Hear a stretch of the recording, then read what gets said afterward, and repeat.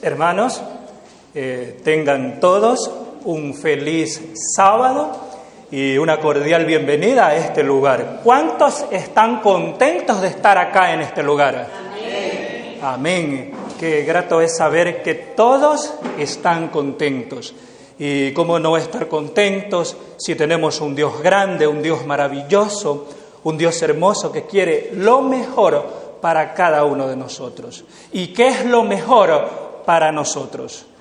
Es que hagamos su voluntad. Dios está dispuesto a atender cada una de nuestras necesidades. Él siempre va a desear lo mejor para cada uno de nosotros. Hermanos, tengan un feliz sábado y una vez más, una cordial bienvenida a este lugar. Vamos a estudiar la palabra de Dios, como ya se leyó. Vamos al texto de Lucas, vamos al libro de Lucas, que se encuentra en el capítulo 7, y vamos a leer desde el verso 11, y nuestro tema lo vamos a centrar en algo que Jesús le dijo a una dama. Y vamos a encontrar una lógica bíblica a esas palabras. Lucas capítulo 7, verso 11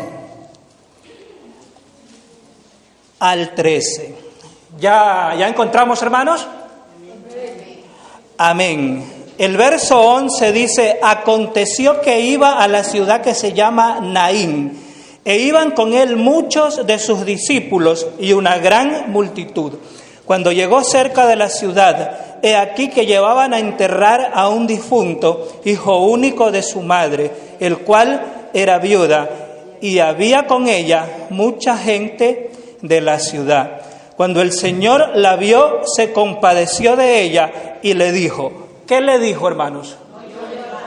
No llores. Jesús le dijo, no llores. Muy bien, nuestro tema va a ser centrado en la expresión no llores. ¿Alguien no ha llorado en esta vida? Si en este lugar hay alguien que no haya llorado, pues de este planeta no es. Porque mientras estemos en este lugar, nos tocará ¿qué cosa? Nos tocará llorar. Pero en medio de las lágrimas que nos toca derramar en la vida, ¿quién está allí? ¿Quién está allí? Jesucristo, para decirnos ¿qué cosa? Para decirnos no llores. Y detrás de ese no llores, ¿qué hay? Hay esperanza, hay milagros, hay cosas maravillosas que Dios puede hacer en nuestras vidas. El relato nos presenta dos caravanas. Una de ellas la dirige una mujer con el corazón entristecido porque aquella dama había perdido ¿qué cosa? ¿Qué había perdido? Su hijo. Su único hijo. Una cosa es que un padre pierda un hijo y cuando tiene más puede encontrar consuelo en Dios y en sus demás hijos. Pero ¿qué pasa cuando un padre, una madre pierde su único hijo? Esta es la realidad que enfrentó esta dama. Aquella mujer lloraba amargamente. ¿Quién no ha llorado en la vida? ¿Quién no ha llorado por la pérdida de un ser querido? En pocas palabras, ¿quién no ha llorado por un hijo? Todos en la vida nos tocará llorar. Pero cuando Jesús llega a su encuentro, la otra caravana la dirige ¿quién? Jesús, el dador de la vida, aquel Dios que se hizo hombre y habitó entre nosotros, el único capaz de dar vida, se encontró con ella. Cuando la vio, dice el relato, que fue movido ¿a qué? A compasión, y le dijo algo. ¿Qué le dijo? No llores. Yo quiero preguntar algo, no me he olvidado. Yo siempre digo, siempre que vengo a esta iglesia, yo pregunto algo. Y en este momento voy a preguntar. Hermanos, la viuda de Naín, ¿tenía razones para llorar? Sí. ¿Tenía una razón muy fuerte? ¿Tenía una razón muy poderosa para llorar? Sí, porque a quien estaba sepultando o iba a sepultar, ¿era a quién? Era a su hijo, era su único hijo, y con su hijo sepultaba sus sueños, sus ilusiones, un pedazo de su vida. Ahí estaba sepultando a aquel que iba a ser el compañero en su vejez, aquel que le iba a proveer protección, aquel que la iba a cuidar. Pero ahora ella lo estaba, ¿qué cosa? Lo iba a sepultar. ¿Tenía razones para llorar? Sí, muchas son las razones que ella tenía, y eran las que ya mencioné. Si hay algo que esta mujer deseaba hacer en ese momento, era precisamente llorar. Pero llega Jesús y le dice: no llores. ¿Por qué Jesús le dijo no llores si lo que ella más quería en la vida, en ese momento de dolor, de tristeza, era llorar? ¿Acaso Jesús no entendía lo que ella sentía? ¿Acaso Jesús no le tocó llorar en la vida cuando caminó en esta tierra? Hermanos, ¿Jesús lloró? Sí, Jesús lloró. De hecho, si nosotros vamos al relato de San Juan, en el capítulo 11 y en el verso 35, ahí vamos a encontrar el texto más pequeño de la Escritura. ¿Y qué dice el texto? Jesús lloró. ¿Por qué Jesús lloró? ¿En dónde estaba él? Según el contexto, ¿dónde estaba? Frente a la tumba de Lázaro. Cuando él llega después de 4 días de la muerte de Lázaro. Él llega cuando se encuentra con las hermanas de Lázaro. Él les dice: ¿dónde le pusiste? Y lo llevan a la tumba. Frente a la tumba, cuando él percibe, cuando él ve esa tumba donde yace su amigo, Jesús no soportó. ¿Y qué hizo? ¿Estalló en qué? En llanto. Jesús lloró. ¿Por qué Jesús lloró? Porque ahí estaba su amigo. Porque fue un ser humano, se hizo ser humano, sintió el dolor, sintió la tristeza, vivió la tragedia que el mundo enfrenta. Él lo enfrentó, perdió a su amigo. Cuando él percibe las lágrimas de María y Marta por su hermano, cuando Jesús las ve llorar, sus ojos se llenaron de lágrimas. Jesús entendió el dolor de estas damas. Jesús fue movido a misericordia, y cuando María y Marta lloraron, Jesús lloró también. Cada vez que en esta vida te toca llorar, hay alguien que llora contigo. ¿Sabes quién es? Es Jesús, porque Él te entiende, porque Él te comprende, porque Él sabe lo que estás padeciendo, porque Él sabe lo que hay en tu corazón, porque Él sabe lo que hay en tu vida, porque Él sabe las tragedias que en la vida te ha tocado enfrentar. Y en medio de tu dolor, en medio de tu tristeza, Él llora contigo. Jesús lloró por Lázaro. Hay otro relato que está en Lucas 19 y el verso 41. En Lucas 19, verso 41 dice: y cuando llegó cerca de la ciudad, al verla, lloró sobre ella. Jesús lloró por Jerusalén. Jesús lloró por su pueblo. Al ver la incredulidad de su pueblo, al ver la dureza de corazón de su pueblo, no soportó, su corazón se estremeció y fue movido ¿a qué? Derramó lágrimas, lloró.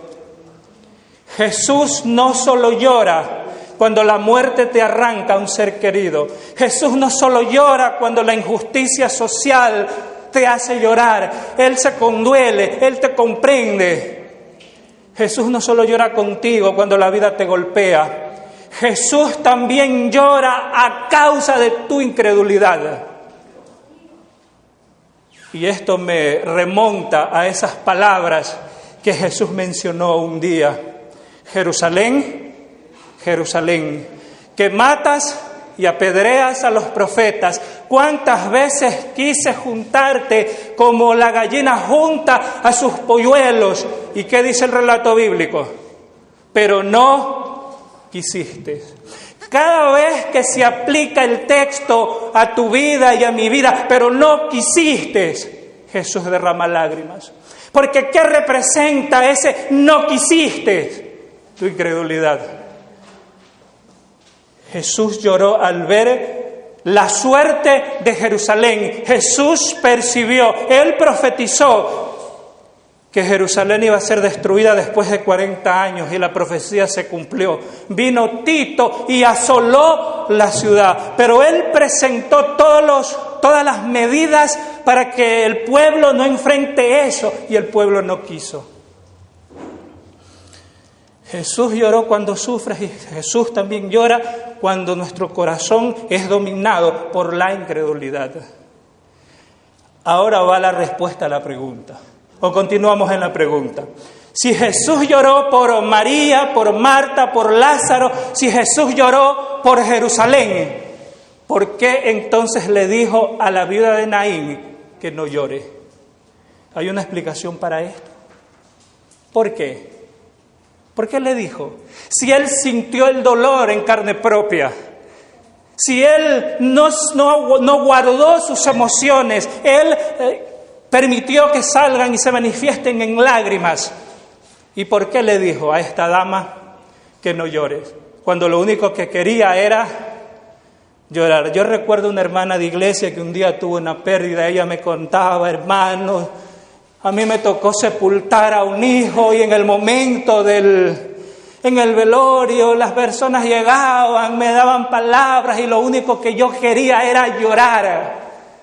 ¿Te imaginas cuán bien le hacía a ella decirle en ese momento, no llores? Cuando lo que más quiere en ese momento es llorar, porque no depende del ser humano. ¿Por qué Jesús le dijo, no llores? Hay dos razones.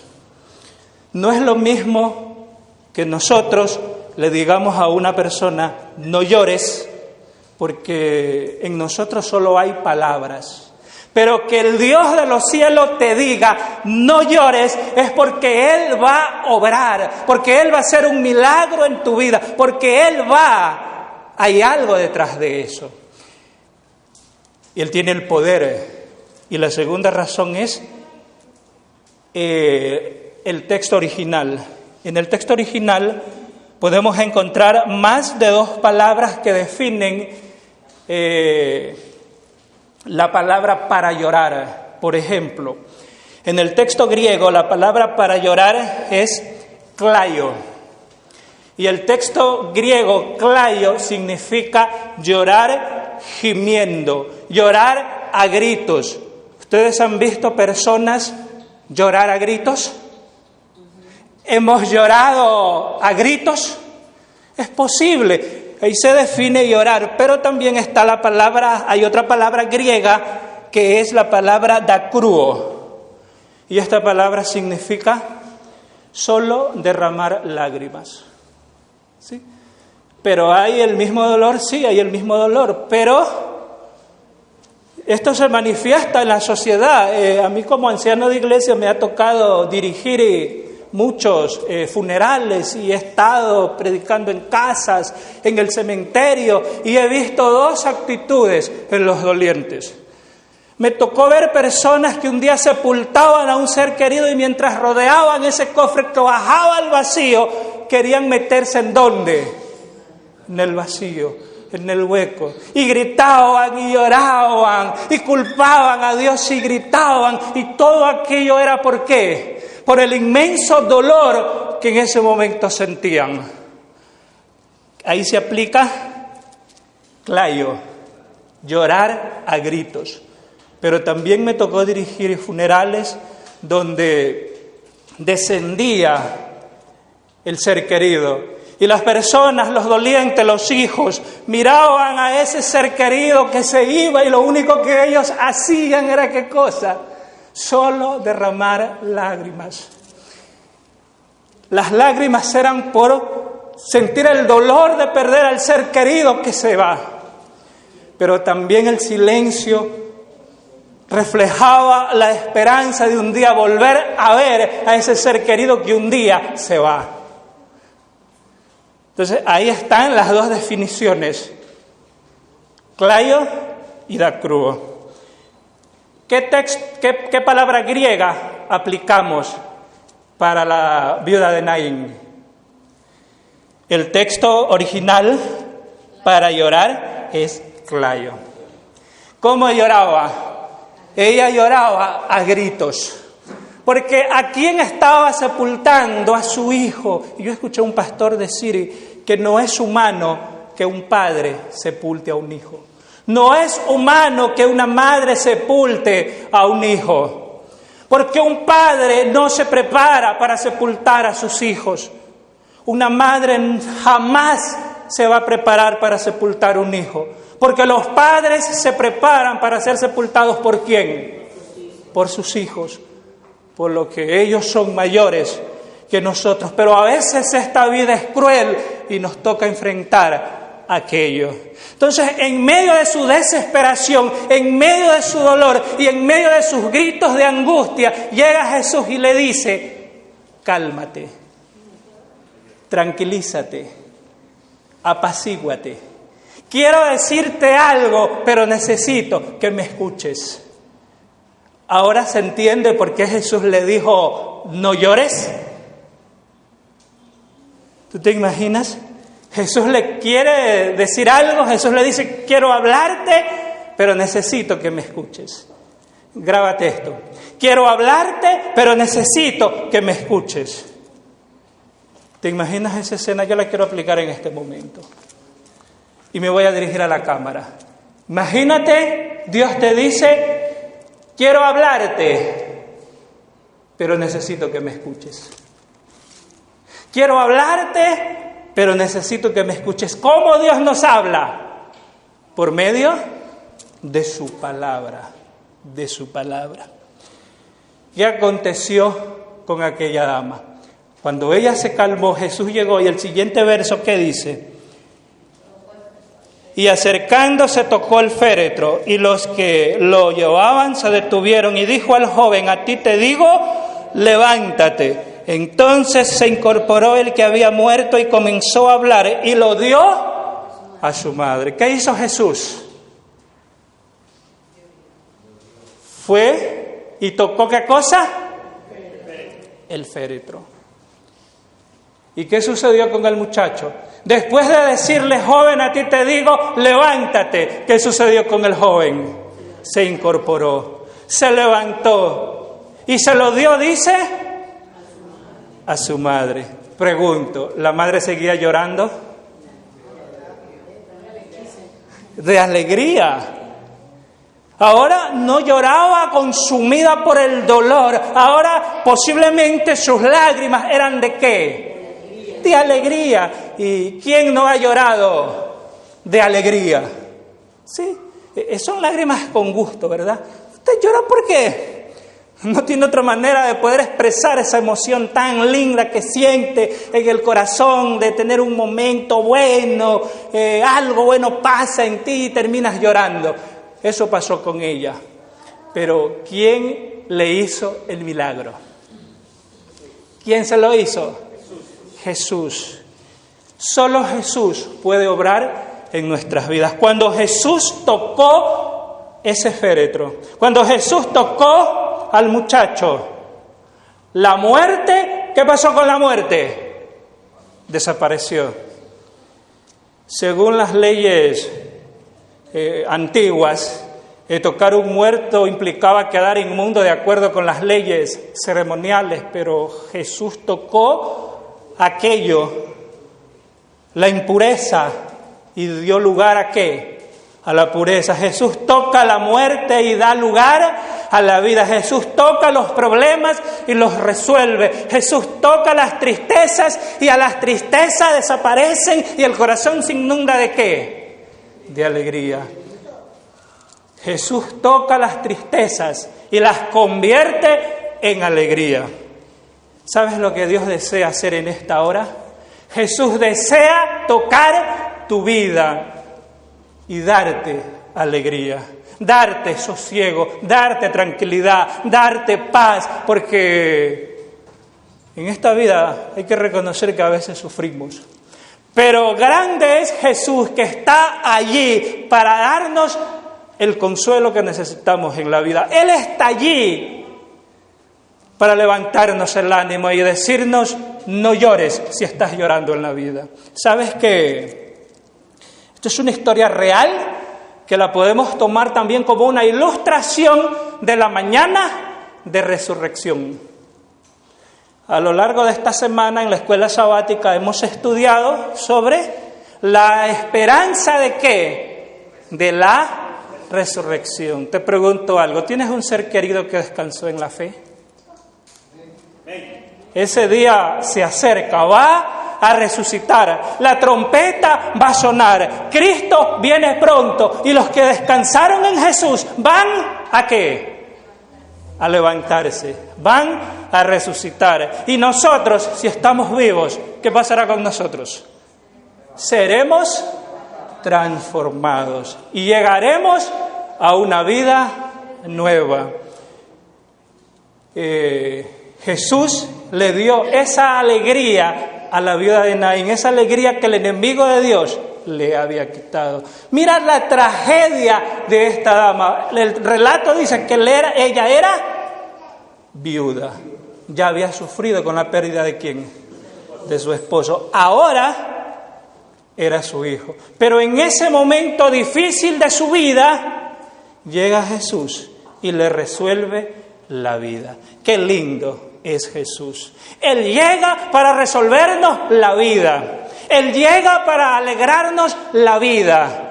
Él llega para darnos vida. Y darnos vida en abundancia con nuestros seres queridos en la mañana de resurrección. Mis hermanos, ¿cuántos en este momento quieren decirle a Dios: Señor, en esta hora me siento abrumada, abrumado, pero he entendido que tú puedes dar paz y una paz incomparable que el mundo no da? Señor, en esta hora yo deseo poner mi vida en tus manos. ¿Cuántos quieren decirle a Dios en esta mañana: dame esa paz que solo tú sabes dar? Vamos a ponernos de pies para poner nuestras necesidades en sus manos. Vamos a orar.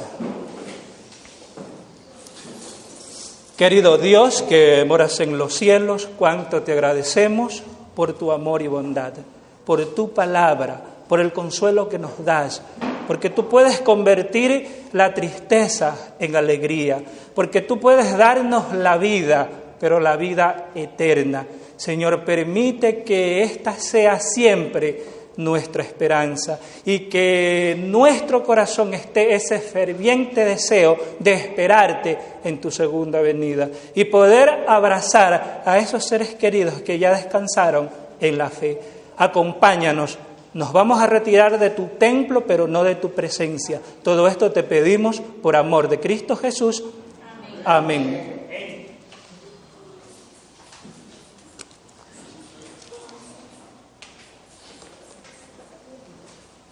Agradecemos